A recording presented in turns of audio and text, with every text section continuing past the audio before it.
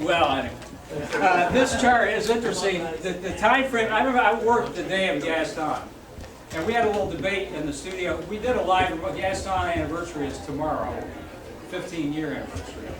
And Kelly Avelina, one of our reporters, was asking me, how do you pronounce Gaston? Is it Gaston or is it Gaston? Is it Gaston? Gaston? Gaston? And she got it in my head, I couldn't think of the correct pronunciation. Yeah, Gaston is the way we always pronounce it. But any event, I remember working that day at NBC 12, and 15 years ago, things have changed a little bit since then, but we had a little more, we were more lax in our scheduling a little bit. We had more free time. We didn't have as many newscasts. We didn't have social media. We didn't have the digital media and all of those things that we are obligated to do now as part of our job. So I remember driving, monitoring the weather, driving into work, maybe, I don't know, around 3 o'clock. The rain was starting to pick up, but kind of observing, and it looked like it was going to fizzle out. And the way it looked, I don't know if you recall this, Dan. I mean, the way it looked was these bands were coming in. North Carolina already got slammed, but it looked like it maybe would taper a little bit. So it didn't look like an emergency in my mind. Well, of course, I'm driving to work, and then I can't remember the exact timeline of this, but I remember going down from where I was living, coming down, I guess, Westover Hills Boulevard as a backup because I couldn't get through Midlothian Turnpike because the water was so deep. We routinely would flood in front of the station. So I couldn't make it to the station there, so I looped around German School Road to try to come up Westover Hills Boulevard. By that time, it was raining so hard, Westover Hills Boulevard was under that much water. And I was just panicking. I got to get to work. And I don't know how I ended up, what route I took, but it was very difficult. I remember getting to work that day at near the onset of this. And then as it was going, of course, it got progressively worse. Where you're talking the rainfall continued to accumulate. It looked like it peaked at around 7 and then just kind of eased up a little bit from there. And we did last night we did kind of a retrospective, and you have to kind of refresh your memory, even though you lived through this stuff and were forecasting during that, what happened, and it really was rather spectacular. I mean, just for a storm that came, it was just barely a hurricane when it made landfall the day before. And then it was just a weakening system, a tropical depression coming up through North Carolina, and then it came right over Richmond and then just stalled and then made a beeline to the Chesapeake Bay and became a tropical storm again on the morning of the 31st. So because of that, the timing, the bands, and the amount of rainfall within that system, the result we know was historic. So my memories of that basically were trying to get desperately to work and really having a hard time. And then when there, it's all kind of a blur to me because it was just so frantic because people were stranded. There were deaths, obviously, down the Shockoe Bottom. And as was mentioned, we had the marker on the wall down at the Bottoms Up Pizza.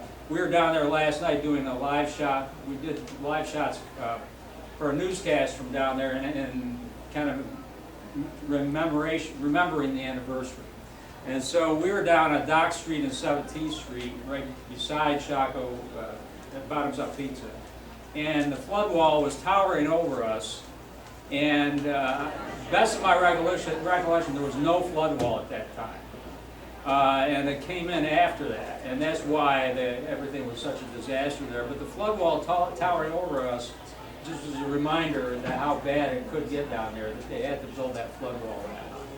So, and I got through the slide, but in any event, Gaston memorable because of the catastrophic effects, and of course, trying to cover it, like I said, was kind of a blur in my mind. What I remember more vividly is Isabel. How many of you were living here during Isabel? Okay, I was trying to find some pictures and maybe put them in a little presentation, and I went through all these old pictures, boxes. I asked my wife, "Where's our pictures? Are they?" She said, they're on the computer. I said, well, they're not on the computer. They're these kind of pictures. And where are they? Well, there's boxes under the TV there, and there's boxes and boxes. So this morning I'm going through all these pictures of Christmases past and everything else. And finally got the box, the little folder full of the Isabel pictures. Well, they all look the same to me. They're all just basically trees falling all over the place. But these pictures, and I figured they're not even worth taking pictures and putting them on a screen because they just look like trees falling everywhere. We all know that. We lived through that if you were here. But my street, which I live in the city, in a street that, you know, it's a city street, kind of windy a little bit. It was totally blocked off. Well, my recollection of Isabel stems from what led up to that in terms of circumstances.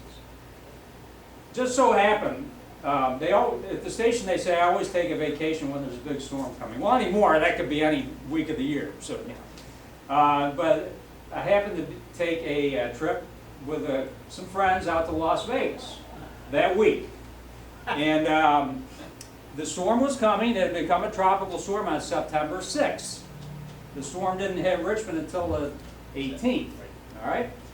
So we knew it was coming. Well, early that week, I don't think it's worth changing plans. There were other people involved. So went out there, knowing that the Hurricane Center was predicting this storm. And, you know, at that time it didn't seem like it'd be a definite slam dunk that this was going to happen.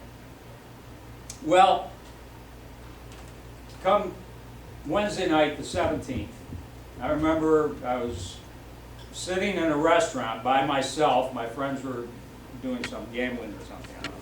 But I was sitting there, and my phone rang. It was my boss at work. And he said, you need to come home tonight. You need to be here tomorrow. I said, okay. And I was tracking, and I kind of thought, you know what, I need to be back here. So, and I'm glad he called me and said, you need to be back here. And so I got on a red-eye flight that night. And I remember it 16 years ago, like it was yesterday, because I had the last seat on the flight. And I was in the very back row. And there were two young people beside me. And at the time, I guess video games made lots of noise. And they did, you know, you didn't have earbuds. They were each, all night long, were playing video games. I was in the middle seat in the very back row that didn't recline or anything. So awake all night. Well, the Richmond airport had closed. All right, so we were set to arrive in, I believe I had a connection, but we had to change wherever it was, Atlanta. You can't get into Richmond. You have to go to Dulles. All right. So I flew to Dulles. Rented a car. This is Thursday morning as Isabel was now entering North Carolina, and the rain had already started in Richmond. Rented a car from Dulles, drove home. I hadn't slept, you know, 24 hours, but don't feel sorry. But I get home, and the wind is blowing. Well, I turned the car into the airport. I remember this. I took the rental car directly to the Richmond airport, turned it in. The airport was closed. The rental car area, the long-term parking, was closed. I tried to get my car out. I had to get a security guy to let me out of the parking area. And the rain was blowing sideways at the time. You know, the old familiar sideways blowing rain. And so I thought, this is not good. And I got home, and I thought, okay, let me catch a nap before I go to work. Slept for a couple hours. It was midday. Okay, the rain's getting harder, it's blowing harder. Get to work, and it got worse and worse. And of course, I knew, and everybody knew at the time, it was going to be terrible that night. And it was. And at the time, we had no generator at the station. 16 years ago, we just had, hey, if you lost power, we went off the air. Well, at about 9, 10 o'clock that night, we went off the air. Our weather office was on the top floor, and there's a door to the roof from there. And I remember that night, we're off the air, there's the... None of us had power to be watching you anyway. Exactly. But you know what? We were simulcast on WRBA. Yes. And so, fortunately. So we stayed on all night simulcasting, but I remember the door to our weather office open to the roof, and there's just blowing sideways with the satellite dish was filling with water. We didn't even get our signal anymore there for the, for our, For the network feed. for the feed and for our WSI. weather, right, exactly, for our weather vendor for the information. So the engineers frantically trying to get everything. So all night it was this, and we had one of those old desktop, you know, the kind you bought at Radio Shack, weather sensors with the wind speed and all that, and it was just showing sustained winds all night at 28 miles per hour. I just remember that. 28, 32 miles per hour constantly, and then the gusts higher. It was a 73 mile per hour peak gust at Richmond Airport. 90 at Petersburg. 90 at Petersburg. It's only 38 miles. In Goochland. God bless Goochland. But you're lucky, and that's an interesting aspect of this storm, which let me finish the story of my day, and then we can talk about the meteorology a little bit. That night, all right, relief came in. Andrew was there at the time. He came in. I was going to go home and try to get home, despite the storm bearing down on us. And I couldn't find any way to get home, because I live near Grove Avenue there. And there was just no access way. Trees were down everywhere. Drove back to work, and when we did team stuff in the morning, we acted like we had a TV signal. I don't know if we might have been back on the air by then or not. But it was just a disaster, and I remember going home that day, and my pictures here, and I think I couldn't park anywhere near the house. And you know, we all know what it was like. You just say, you know, it was a battle just to get the trees out of the way and get your cars out. And some of the statistics, I have some of the statistics, I guess, one of the things in my pocket. From Dominion Power. 1.8 million without power. Now you can verify all this. 2,311 broken utility poles. 3,899 snapped cross arms. 7,763 spans of down power lines. 72% of the main distribution circuits were damaged. Power, after 2 days, there were still 900,000 Dominion Power customers without power. After 5 days, 584,000 still without power. After 10 days, 160,000 still without power. That was me. Me too. How many had experienced that? No more than a week without power, if you recollect. 16 days. 16 days. I had 0. 0. Yeah. Where were you? About 5 minutes from Wellesley? here. Underground power line. Yeah. Right behind. Goochland? How about Goochland? Day and a half. But you know, So it's Jim, at the time, Yeah. I'm thinking there It's on were, the ground. I'm thinking 2.2 million customers at the time, and we had 1.8 out. Yep. So like, It's And amazing. that's not people, that's connections. Wow. So basically, everything from, and we had a good number, we have a good number of service area in northeastern North Carolina. Basically east of 95, north of 64 in North Carolina. So 1.8 out of 2.2. It really couldn't have been much worse. Has that changed at all? I mean, obviously there's nothing is compared to that. But with the underground burying, has that improved things at all? Well, I'll let Jeff talk. He works in our storm Yeah, center. we have more customers now, so 2.6 million. So from a percentage wise, that would still be the biggest, but like the ratio was 1 million customers. Irene was just number 2. That was, I think, 1.2. Yeah. 1.2. What year was Irene? I was trying to recollect. 2011. 2011. I recall Irene because of those wind gusts, spurious wind gusts from aloft. That every heavy rain shower, boom, Yep. you know, they came down to the ground.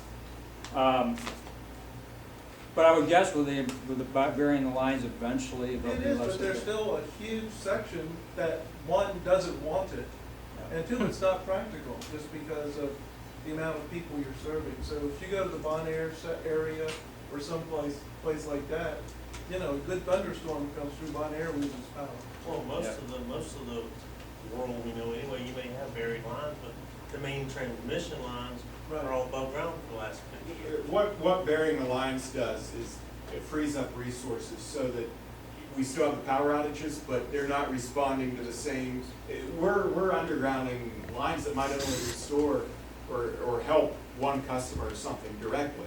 But it frees up that truck that has to, every time there's a storm, go and put on this one customer. It's 8 hours of work to get this one customer on. They can be doing something else now. And that's a long-term project. Yeah. Yeah. Years and years. I did call and inquire, I don't know, a while ago, is our neighborhood on that list now? You don't lose power often enough. Well, we do! It's in the hardest hit areas, and it has nothing to do with the number of customers on that line. It has to do with the frequency. That line goes out and the amount of work it takes every, you know, if that one customer, if we gotta roll a truck every week or whatever to fix that, that's hurting everyone else for that truck to be restoring a group of 500 customers. Yeah. Well, coincidentally, when I made that call, whenever it was, our tree branch fell on the line. And in our yard, well, I was actually on city property, but the tree fell on a line in front of our house. So it was just 3 or 4 houses without power. I said, it's always us. So, well, I mean, it's fact of life. I don't have a generator. I'm one of the few people around my house that doesn't. Yeah, One day. stamp out. One day. But kind of an afterthought on the storm. While walking the neighborhood, I remember this after several days after this, probably weeks after Isabel. After the cleanup had happened, noticing the tree damage in certain areas, and there were definite signs, in my opinion, that there were tornadoes embedded within that. I mean, there had to be, or such narrow channels of extreme of damage, and then no damage, and I'm just speculating. I don't know. Any thoughts from those in the know that? I thought it was very, I live in the north side of Bellevue area, and I thought, first of all, let me back up. I lost power for 12 days.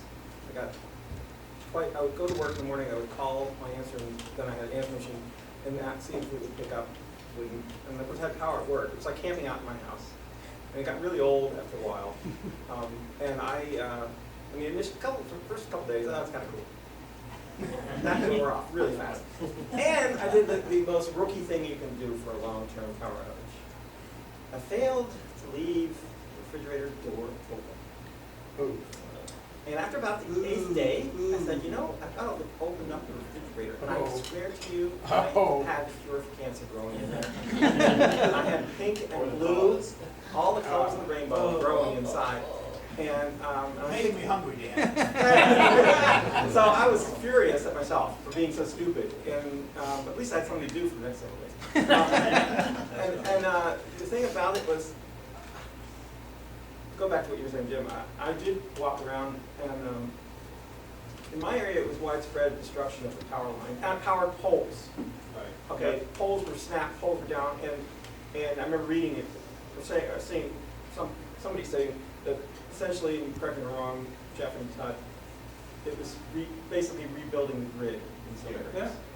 From the ground up in many places. It was as if you were just going in and installing electricity for the first time. Right, just like they did in Puerto Rico. Yeah. Or Dominican Republic. Right, so, yeah, and then one other quick story. I got a false alarm one day. I was about the 8th day. Every day at noon I would call my answer. See if you were home. See if you're home. Sometimes I answered, which was really weird. Anyway, no, it answered on the 8th day. And I'm like, woohoo! I got power, went home, out again, out for 4 more days. And it may have just been a surge or something, but I was like totally psyched out of that. Haven't they buried up in your part of the Ah, city? interesting. In some parts of North Side they have. Not mine. But yes. Like Jeff was saying, it's about the frequency and all that. But yeah, I was definitely agreeing. I walked around, I thought it was widespread, but I was just in my neighborhood. Well, it was widespread. I thought there were pockets where it was really worse, intense. where it Yeah. was intense. I mean, there were trees down everywhere, but there was these zones, like in my neighborhood, where it was clearly destructive. From here way over to there, where trees are just like this, still, and they just cut them out of the road. I don't remember, was the position of Richmond, was it on the northeast side? Yes, of the northeast of the side. circulation? The core fell apart, lost hurricane intensity about the North Carolina border, and then it passed between Emporia and Petersburg. heading up towards Charlottesville. So that place, Oh, Richmond, northeast, and okay. the northeast quadrant of the site. And if you look at the radar signatures, that's the really intense radar bands.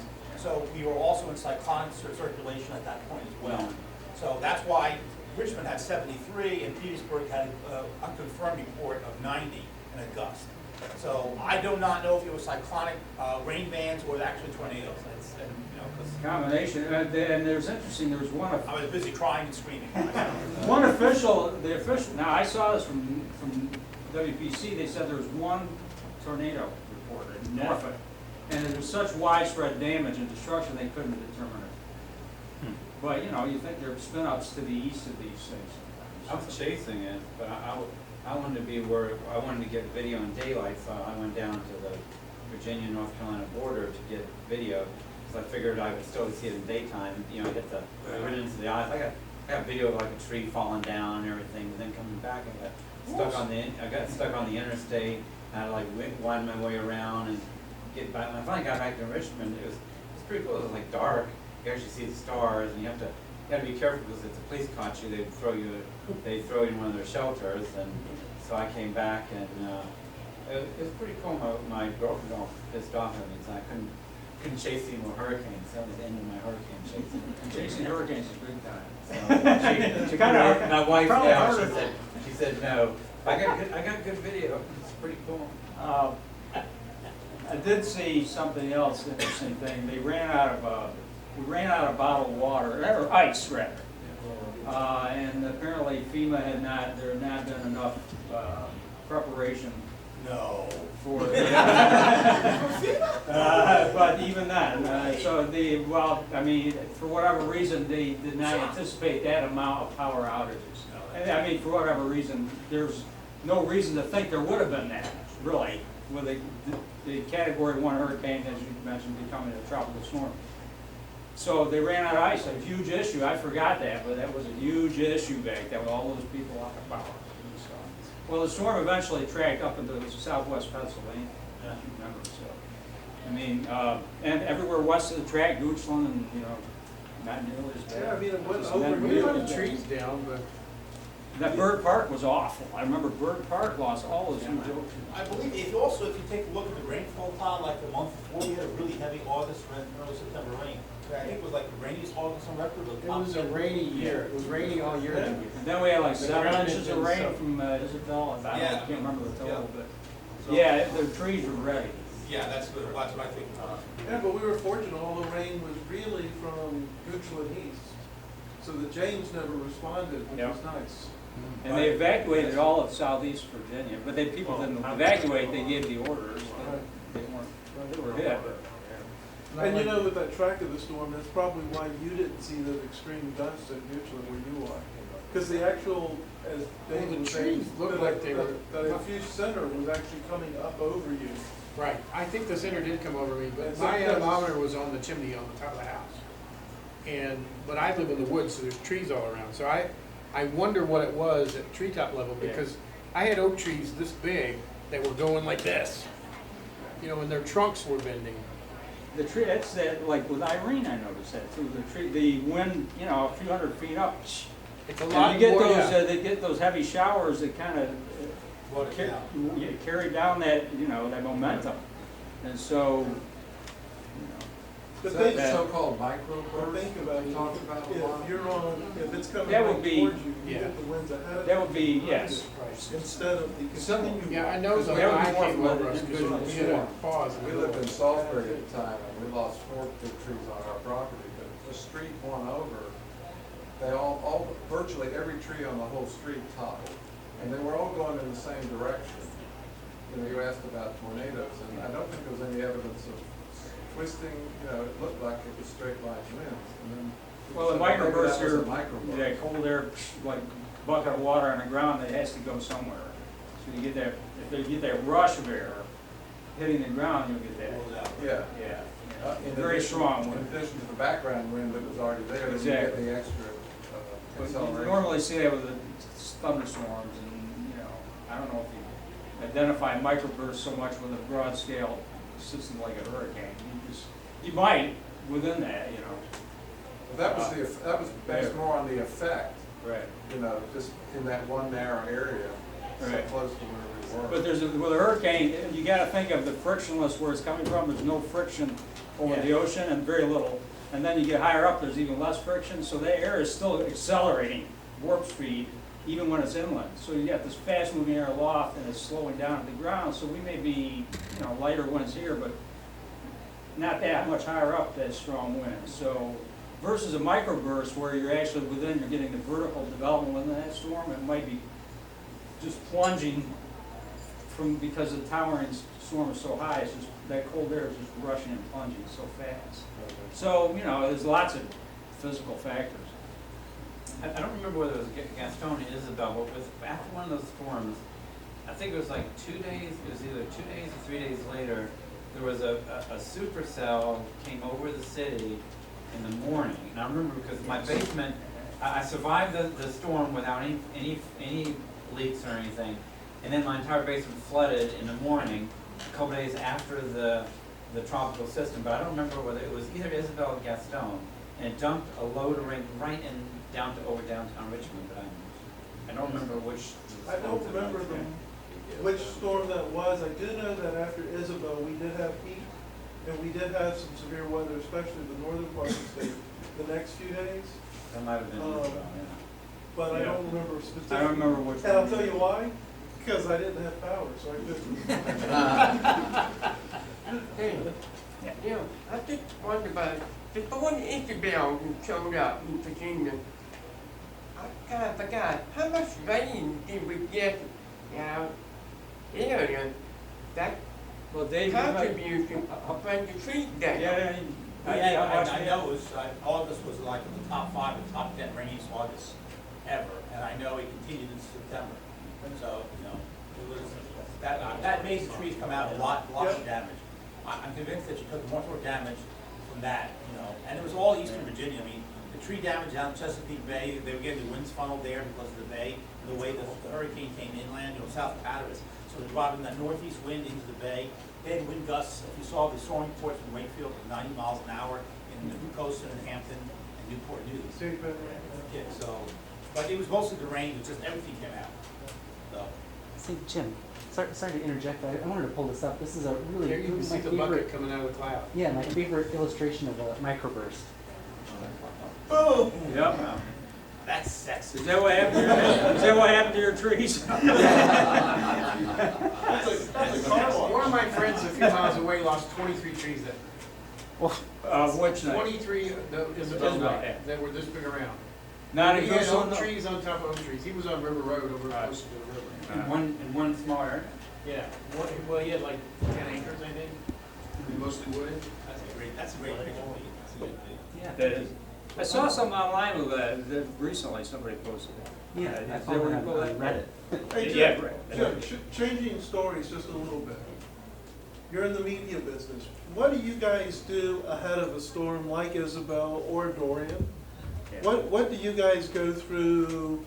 I'm sure you guys probably, like we do at Dominion, you probably have planning meetings, you probably put schedules together. Yeah, yeah, and it's more intensive now because of the coverage we have to do with Social media and multimedia and everything, yeah. everything, and what app alerts and all of that stuff. So, yeah, we do, and we have a group text between all, in our weather team, How many do you have now? 4. Okay. Love to have 6. But, you know, we do well with 4. And we have group text, so we're kind of in constant communication. Okay. You know, what's happening. I just looked at, like, I'm home drinking coffee in the morning, looking at stuff. Hey, did you see this? So, and then meetings at work. So, but there's a lot of preparation. Like now, Dorian is, you know, not a factor for us. Might be end of next week.